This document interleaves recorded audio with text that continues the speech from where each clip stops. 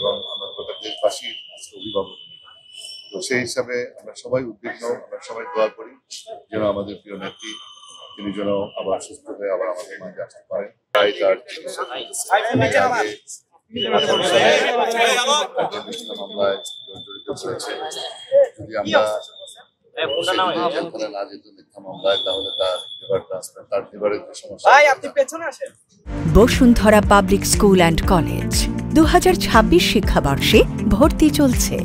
তার সেই লিভারের মুক্তি পাওয়ার পরে লিভার ট্রান্সপ্লান্টের জন্য নেওয়া হয়েছিল। সেখানে তার যেহেতু তার বয়স বেশি, যার জন্য সেই লিভার ট্রান্সপ্লান্ট হয় না।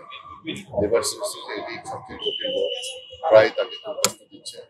সেজন্যই বারবার তাকে এবার কেয়ারে চলে আসতে হচ্ছে। আজকে খুবই খারাপ অবস্থা, ও আইসিইউতে আছে।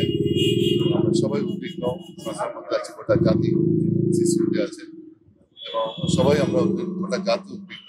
বিভিন্ন রাজনৈতিক দল সবাই আমাদের জন্য চেয়েছেন এবং মাননীয় প্রধানমন্ত্রী চেয়েছেন এবং আমরা গোটা দেশবাসী আজকে অভিভাবক। তো সেই হিসাবে আমরা সবাই উদ্বিগ্ন, আমরা সবাই দোয়া করি যেন আমাদের প্রিয় নেত্রী তিনি যেন আবার সুস্থ হয়ে আবার আমাদের মাঝে আসতে পারেন। আসলে সবাই দোয়া করাটাই এখন আমাদের কাজ এবং পরিবারের মেম্বার এবং উনিও দোয়া চেয়েছেন।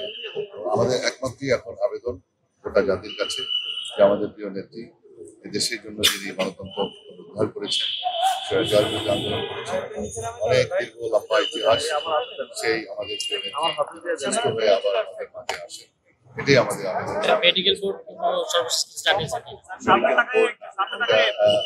বোর্ড সেটা তারা বলতে পারবেন। বলতে পারবো যে আমি মেম্বারের সাথে কথা বলেছি, আমি তো আর সিটি যাই নাই। তো এটা মেডিকেল বোর্ড এবং আমাদের ডাক্তার জাহিদ ভাই টোটাল পর্যবেক্ষণে আছেন, তারা বলতে পারবেন। আমি শুধু আমি ফ্যামিলি মেম্বার ভবিষ্যৎ দেখা হয়েছে, তার কাছ থেকে আমি জেনেছি। আপনারা সবাই দোয়া চেয়েছেন, আপনারা সবাই দোয়া করবেন। Thank you. Thank you.